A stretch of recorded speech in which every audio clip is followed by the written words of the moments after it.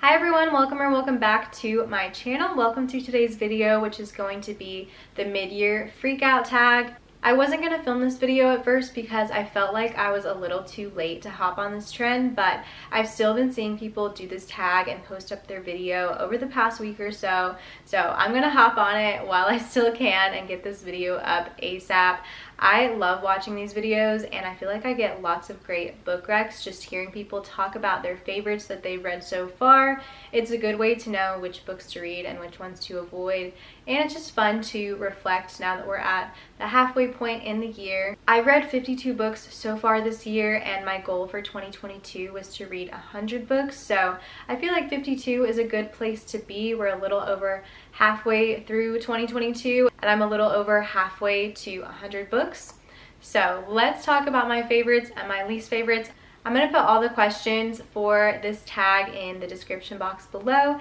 If you want to do it yourself, you definitely should. So let's get into it. The first question is, what is the best book that you've read so far this year? Every video I have seen when people are answering this question, they really struggle to come up with what their favorite book of the year is because they just have too many to decide between.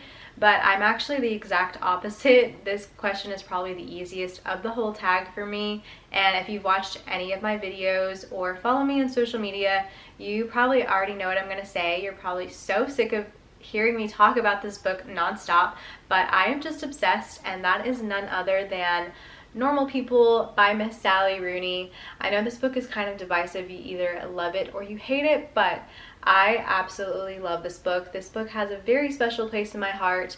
I read it in January at the very beginning of the year, so we started this year off great. I've been comparing every single book that I have read since then to this book. That's why it's hard for me to give out a lot of 5 stars, because nothing has come close to how much I love this book. This book really deserves 6 stars, so I can give out some 5 stars to books that probably deserve it, but it's just so hard when I think about how much I loved this book and how much I enjoyed reading it. I just found the characters to be so relatable and I saw myself in all of them, and I just love the way Sally Rooney writes. It felt like I was so immersed in their world and like I was reading about my friends.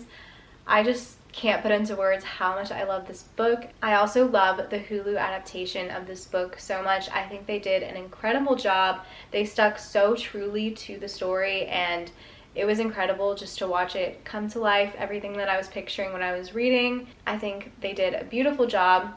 I think this might end up being my favorite of the whole year. I think it's going to be really hard for me to love something more than I have loved Normal People. The next question is best sequel that you read this year, and I've only read 2 sequels this year, so that question was not hard to answer either. My favorite would be Living Dead in Dallas by Charlaine Harris. This is the sequel to Dead Until Dark, which is part of the Sookie Stackhouse series, and this is the series of books that the show True Blood is based off of. So it's basically about Sookie Stackhouse. She is a waitress and she's also telepathic, but the only people's minds who she cannot read aren't actually people, they are vampires. So she ends up striking up a romance with a vampire named Bill. So these books follow that romance and there's always a subplot of mystery. I really liked the sequel better than the first one because the first book was really just setting up the story and getting to know the characters, and now that that was established, I liked just being able to enjoy the plot and the mystery and the romance in book 2, and I've been really enjoying it. It's not my favorite thing ever because I'm not the biggest vampire girl, but they are a fun time. The next question is new release you haven't read yet but want to, and that is Book Lovers by Emily Henry. This was my most anticipated new release of 2022, so it's kind of surprising that I haven't gotten to this one yet. But the reason being is last year, People We Meet on Vacation was my favorite book that I read. I adore that book so much. That's also a book that has a very special place in my heart, and I would probably give it 6 stars if I could.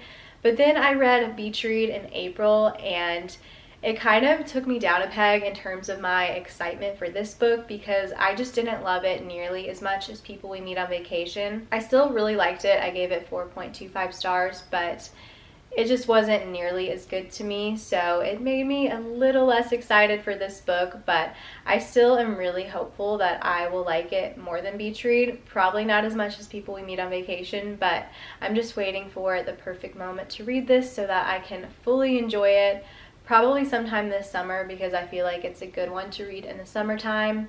So you'll probably hear about my thoughts on this within the next few months or so. The next question is your most anticipated release for the second half of the year, and that is Carrie Soto is Back by Taylor Jenkins Reid.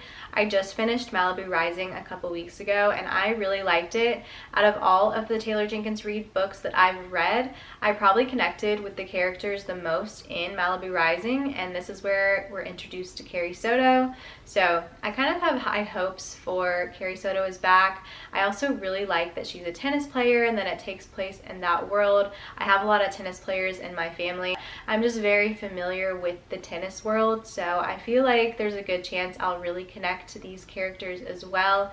So looking forward to that one. And I'm also really looking forward to It Starts With Us by Colleen Hoover. I know this is the most basic answer ever, but I just cannot wait. I loved It Ends With Us so much, so this is, I think, the sequel, but told from Atlas's perspective, and I really, really loved Atlas, so I cannot wait for that one as well. The next question is biggest disappointment of the year, and that is The Hating Game by Sally Thorne. I hated this book. This is the only book this year so far that I have given 1 star to, and I had really high hopes for it because I have not heard a single negative review about this book, and I just hated it. I guess I'm the outlier. I found the characters to be so annoying. I found their relationship to be very problematic and toxic. If you want to hear my full rant on this book, I will put a link to my February wrap-up in the cards where I talked about this book and why I gave it 1 star, but I don't want to get too negative. I was just so disappointed by it. Also, I listened to most of it on audiobook, and I was listening to it when I was extremely sick earlier in the year, so I don't know if that has anything to do with my negative feelings toward it. I really didn't care for the audiobook narrator, so it was just a whole bunch of things going on that added to me not liking this book. But overall, I feel like if I was gonna like it or find it to be good, nothing would have really gotten in the way of that. So I don't know, maybe one day in the future I'll give it another chance. I also still haven't watched the movie, but maybe I'll get around to it. We'll see. I definitely want to give Sally Thorne another chance because I've heard that some of her other books are good if you didn't like The Hating Game as much. The next question is biggest surprise of the year, and I took this to mean surprise in a positive way, so I have 2 books for this one. The first book that was the best surprise for me this year so far is Cleopatra and Frankenstein by Coco Mellors.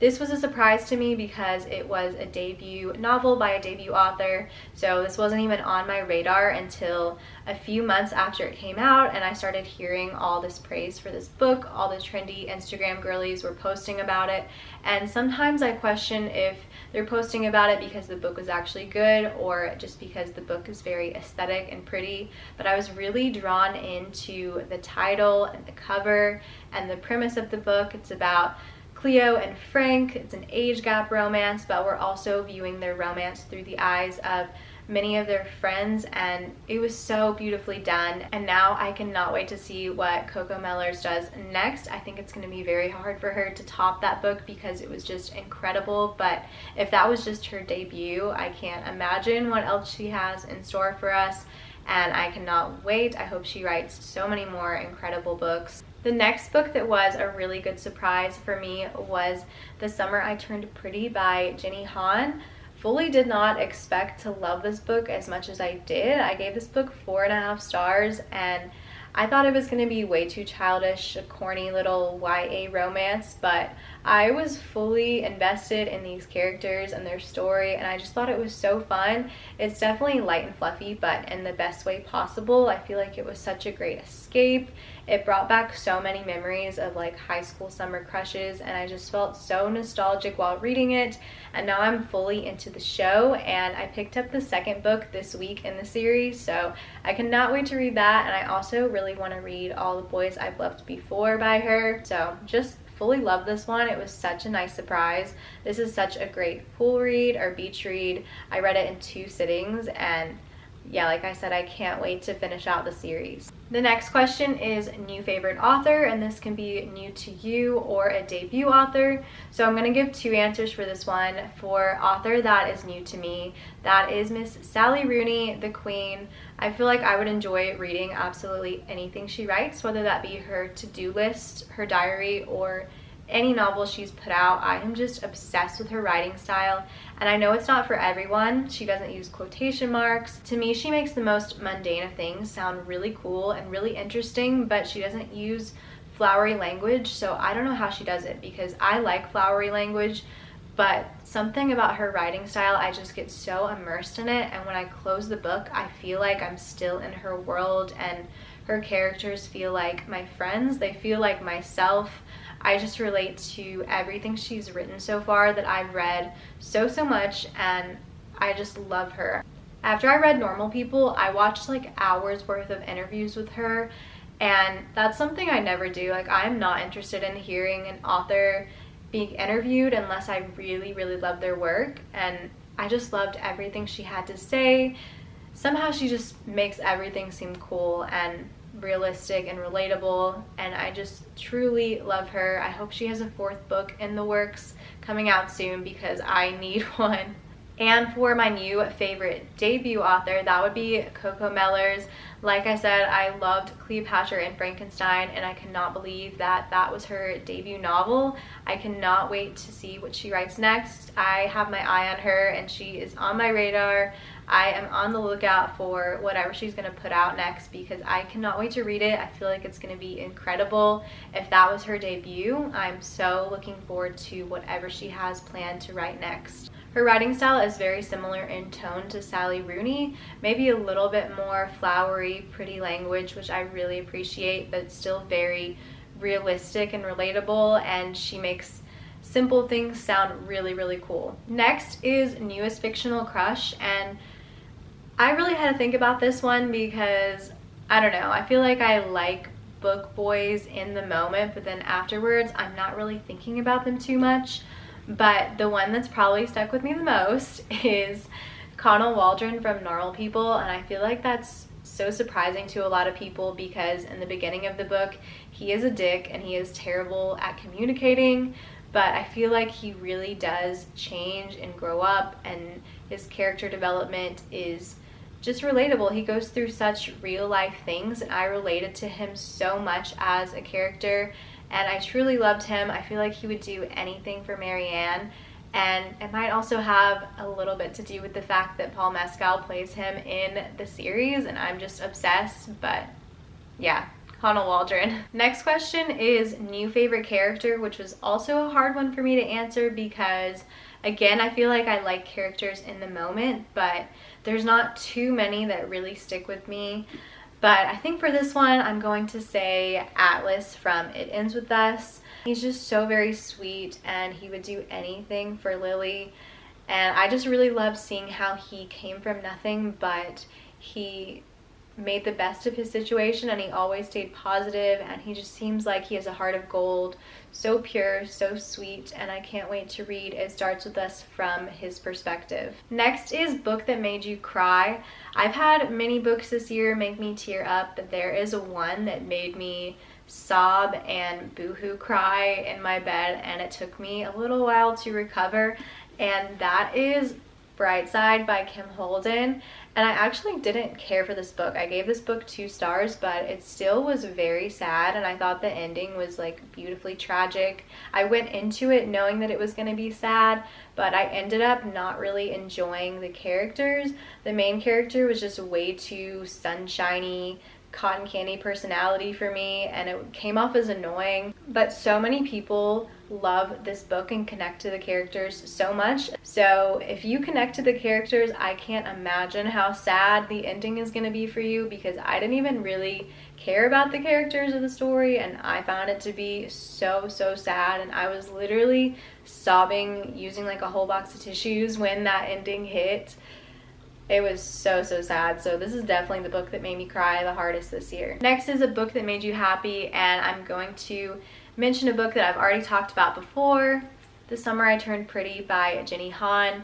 Just the best summer vibes, so fun. I really enjoyed my time reading this. I feel like I was smiling the entire time, even though there was like silly little drama going on. I was just like loving it. Next is the most beautiful book that you have bought this year or received in terms of the cover, and I have 3 books to share that I think the covers are just so pretty. The first one is The Summer of Broken Rules by K.L. Walther. I just love the colors of this cover.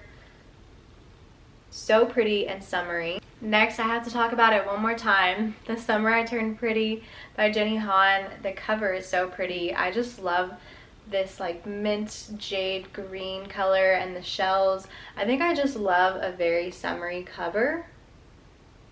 And in the same vein, we have Outline by Rachel Cusk. I just love how minimalistic this cover is, but again, I just think I really am drawn to a summery, beachy cover. And the last question is, what books do you need to read by the end of the year? I have close to 300 books on my TBR, so there are so many books that I want to read by the end of the year. There really are so many books and just not enough time. I can make a whole video just on this question alone, which I might in fact do. So I'm going to answer this question by saying that you should subscribe to my channel so that you find out what I do end up reading the rest of this year and stick with me on my reading journey. I would love to have you guys here on my channel. Thank you so much for watching. Again, the questions to this tag will be in my description box.